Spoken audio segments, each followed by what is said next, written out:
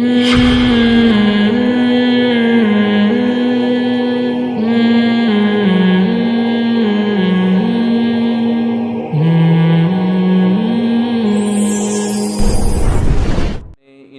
میں فرمایا کہ وہ لوگ جن کو اعمال نامہ لیفٹ ہینڈ میں بائیں ہاتھ میں دیا گیا تو وہ کہے گا یا لیتنی لم اوت کتابیہ، ہائے کاش مجھے میرا اعمال نامہ نہ دیا جاتا، ولم ادری ما حسابیہ، مجھے پتہ ہی نہ چلتا کہ میرا حساب و کتاب ہے کیا۔ اسی کو قرآن نے دوسرے مقام پہ کیا کہا، یا لیتنی کنت ترابا، ہائے کاش میں مٹی ہو کے ختم ہو چکا ہوتا۔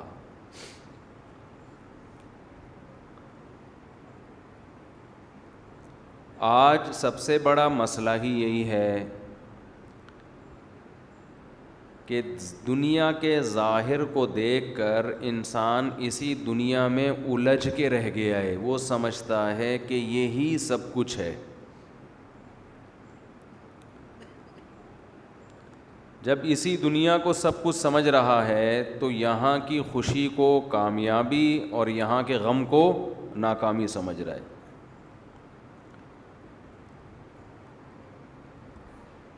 اور یہ کانسیپٹ دماغ میں بیٹھ چکا ہے کہ ہمیں مرنے کے بعد زندگی نہیں ملے گی۔ تو قرآن کہہ رہے ہیں یہ جو لوگ ہیں نا، جب ان کو زندگی ملے گی نا آخرت میں، تو ان کی تمنا ہوگی کاش ہم مر کے واقعی مٹی ہو کے ختم ہو چکے ہوتے، کاش جو ہم نے سوچا تھا ویسے ہی ہو جاتا۔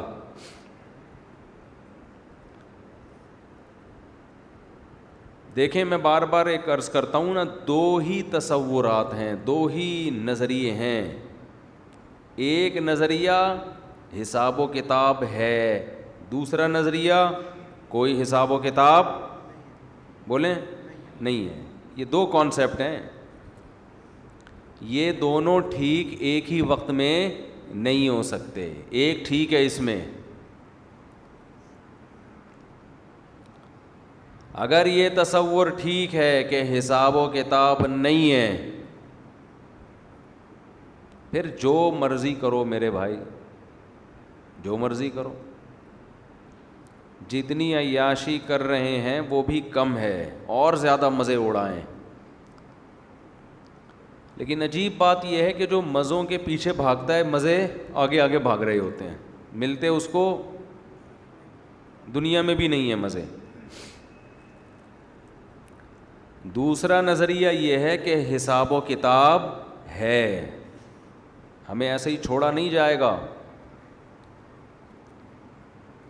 اب یہ جو نظریہ ہے نا حساب و کتاب ہے، یہ نظریہ سائنسدانوں نے دیا ہے، ڈاکٹروں نے دیا ہے، انجینئروں نے دیا ہے، یا خدا نے دیا ہے؟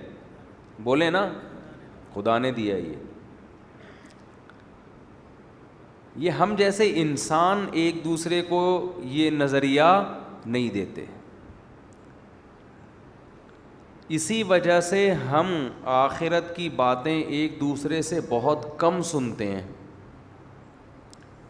وجہ اس کی یہ کہ اس میں نہ میرا فائدہ اور نہ آپ کا فائدہ۔ انسان انسانوں سے وہ بات کرتا ہے جس میں اس کا فائدہ ہوتا ہے، اس لیے آخرت کی باتیں کون کرتا ہے؟ اللہ۔ لوگ کہتے ہیں نا ہم جب صبح و شام آخرت کی باتیں ہوتی نہیں، ڈاکٹر کے پاس جائیں گے وہ میڈیکل سائنس کی باتیں کرے گا، انجینئر کے پاس جائیں گے جس شعبے کا انجینئر ہوگا اس فیلڈ کی باتیں کرے گا، کمپیوٹر انجینئر ہے تو بتا رہا ہوگا آج کل i7 آیا ہوا ہے، ایپل پہ آ جاؤ، یہی باتیں چل رہی ہوتی ہے نا۔ اور اگر کسی اور فیلڈ میں ہے تو کسی اور فیلڈ کی باتیں کرے گا، میکینک کے پاس جاؤ، اس کی ورک شاپ میں جا کے بیٹھو، وہ قبر کی بات کرے گا؟ وہ اگر بائک کا میکینک ہے تو بائک کی باتیں کر رہا ہوگا، چھوٹے پانا لے آ، چھوٹے یہ ٹائر ذرا پکڑ کے یہاں سے نکال، یہی کر رہا ہوگا نا. ہر میکینک نے ایک چھوٹا رکھا ہوا ہوتا ہے چپیڑ کھانے کے لیے. اور گاڑیوں کے میکینک کے پاس جائیں گے تو آپ کو سارا دن گاڑیوں کے نٹ بولٹ ٹائٹ کرتا ہوا، انجن آئل چینج کرتا ہوا یہ نظر آئے گا. قبر کی بات کرتا ہوا نظر آئے گا. وہ کہے گا بھائی میری اس فیلڈ کا قبر سے کیا تعلق. اس سے انسان دھوکہ کھاتا ہے، کیونکہ ہم سارا دن جو باتیں سنتے ہیں متاثر ہم اسی سے ہوتے ہیں. جو باتیں ہم سنتے ہی نہیں ہیں ان سے ہم متاثر نہیں ہوتے.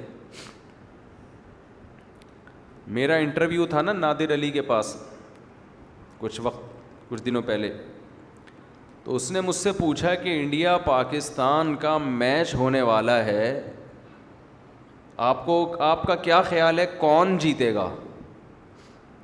میں نے کہا کہاں میچ ہونے والا ہے، کون سا میچ ہونے والا ہے؟ اس نے کہا آپ کو پتہ ہی نہیں کہ انڈیا پاکستان کا میچ ہونے والا ہے.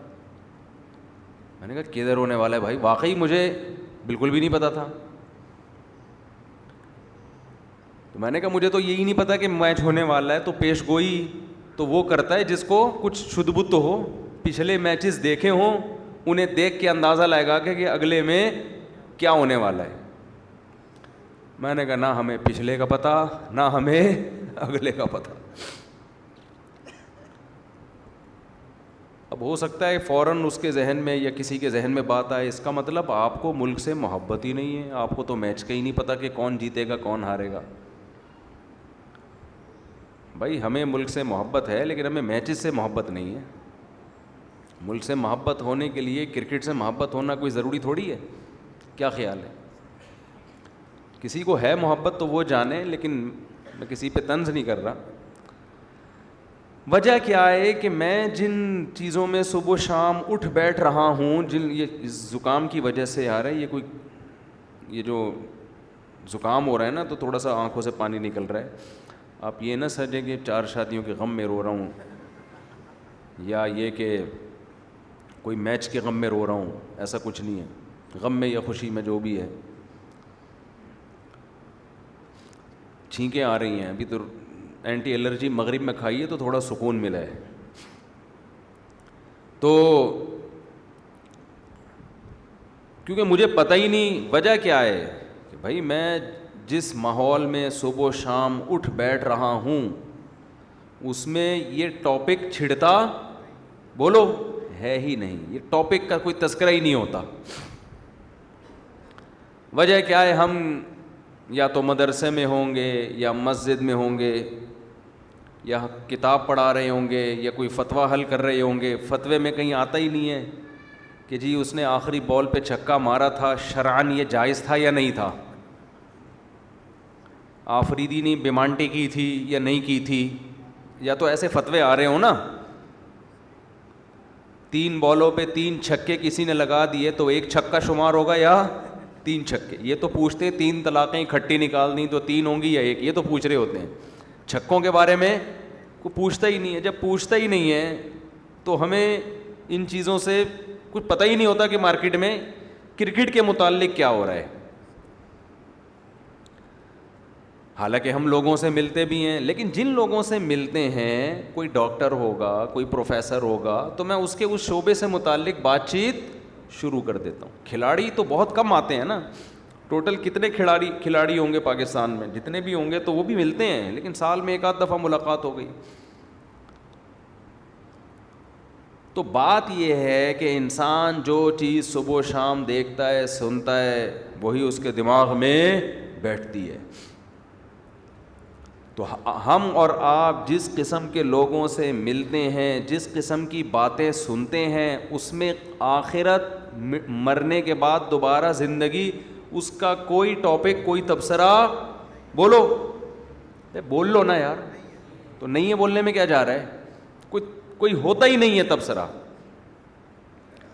جب ہوتا ہی نہیں ہے تو ظاہر ہے جو باتیں ہوتی ہیں متاثر انہی باتوں سے ہوگا نا, متاثر تو انہی باتوں سے ہوگا.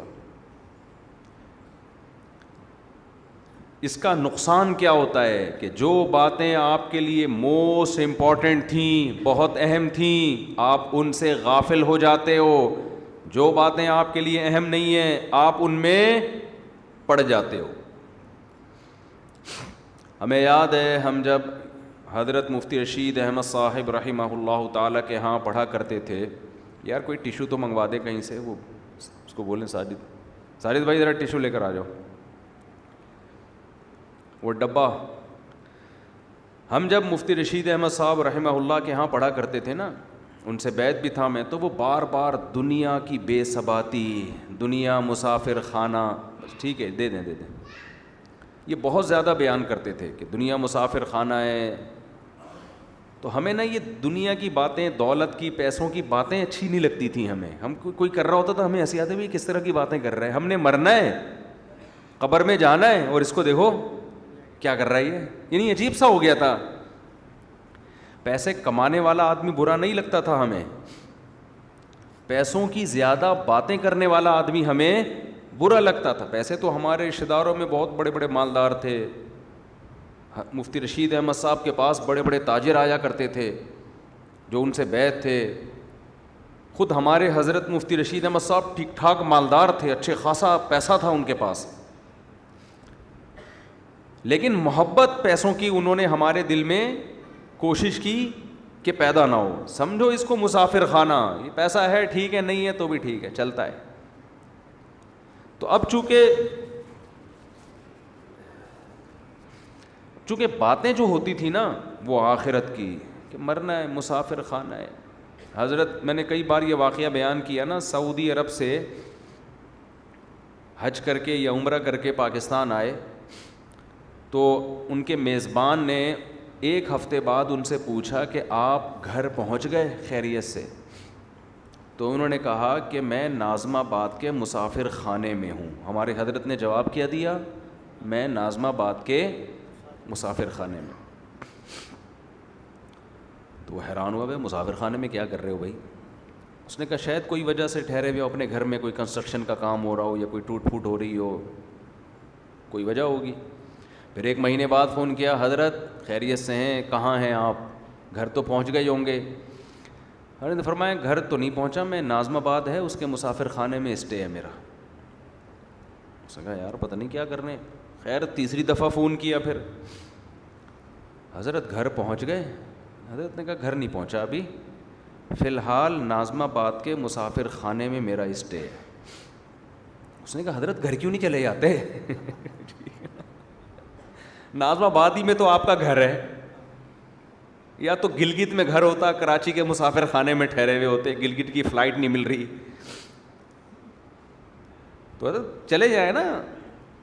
تو حضرت نے فرمایا اپنا گھر تو قبر ہے بھائی, وہاں جائیں گے تو تمیز سے پڑے رہیں گے قیامت تک. کہا ہمارا کوئی گھر ہے ہی نہیں, ہم تو اس گھر کو مسافر خانہ سمجھتے ہیں, تھوڑے دن رہیں گے پھر یہاں سے چلے جائیں گے. اور واقعی 20 سال ہو گئے ہمارے حضرت کے انتقال کو, 20 سال ہو گئے. جس دن جب حضرت نے یہ واقعہ بتایا تھا اس کے 8-9 سال کے بعد مسافر خانہ چھوڑ کے چلے گئے. تو جس دن حضرت کی میت اٹھی ہے, ہم گئے قبرستان, تو مجھے حضرت کا یہ واقعہ یاد آ رہا تھا کہ بھائی تھوڑے عرصے کے لیے مسافر خانے میں ہم نے اسٹے کیا ہوا ہے, تو اب ہم جا رہے ہیں. لیکن ہم اپنے 1000 گز کے بنگلے کو, جس میں ہم نے موٹے موٹے سریے ڈالے ہوئے ہیں نا, موٹے موٹے سریے ڈال کے کروڑوں اربوں روپے میں جو ہم نے بنگلے تعمیر کروائے ہیں بحریہ ٹاؤن میں, اس کو ہم مسافر خانہ سمجھنے کے لیے تیار نہیں ہیں. پتہ ہے کہ یہ مسافر خانہ ہے, سمجھتے نہیں ہیں. کیوں؟ دن رات باتیں اپنے مکان کی ہوتی ہیں, آخرت کی اور اس کو مسافر خانہ کہنے کی باتیں نہیں ہوتی. متاثر انسان باتوں سے ہوتا ہے, دلائل سے تو بہت کم لوگ متاثر ہوتے ہیں. یہ پروپیگنڈا ہے جو شیطان نے کیا ہوا ہے. پروپیگنڈے کا دور ہے نا, جو بولتا زیادہ ہے, چیختا زیادہ ہے, اس کی سنتے ہیں لوگ. اب سیاسی لیڈر بھی یہی کر رہے ہوتے ہیں دوسرے پہ, یہ کرپٹ ہے, یہ کرپٹ ہے, یہ ایسا ہے, یہ ایسا ہے, یہ ایسا, بولتے رہیں گے الزام لگا لگا کے. اگلے میں تو شاید واقعی ایسا ہو, یہ ہو سکتا ہے یہ واقعی ایسا ہو. دوسرا ان پہ لگا رہا ہوگا, وہ اس پہ لگا رہے ہوں گے.